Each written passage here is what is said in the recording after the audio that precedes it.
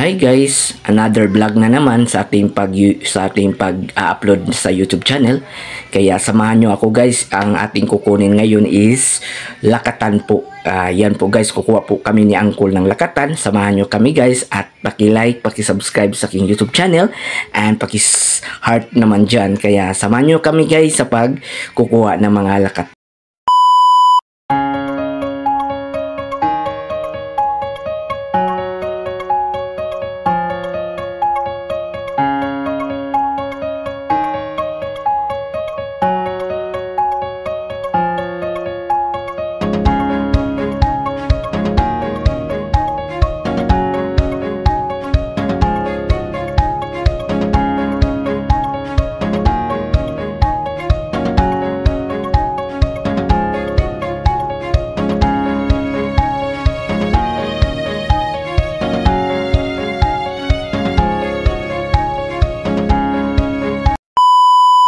Nakuha des may naratol.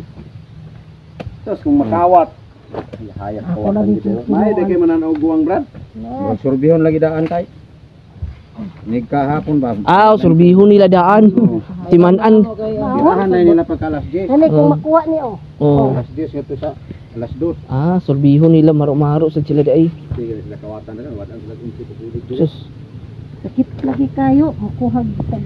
Nako to ikiputol naman ng adlaw nya. Oh. Ang namotol katong na malit. Iko ka na guwang naman na. Dilon. Siya dili pa na madala pag kagabi ikawat. Bilawitan. Duda. Duhito. Oh na nga. Wa na ipasuroyo na ng sagingan. Kay manuba. Okay. Na makakita, masigawan. Wa jud. Daw patuloon si Tago Kisre la wa pagka. Kauban mo din silang dyan ay. Oban may dyan ay. Gobyerno. Gobyerno o. Nalang ko'y buyer sa mall. Oban may. Kani dyan saging gwapa man kaayo. Guwapa ay din dito. Dire nakatuod na yun ko. Dito. Ay gas kay mga saging ba. Akalipay kog deliver kay guwapa kay ani asa makakuha ni. Nagala sa kalibutan. Kuan. Sige, say pangita. Wala nang puto sa kay. Tingnan ako konta. Oh. Sige. Ang bayagan gani na ako. Gwapa kaya ba? Guwapa jud Ito siya. pa maning kuan di ko ang god.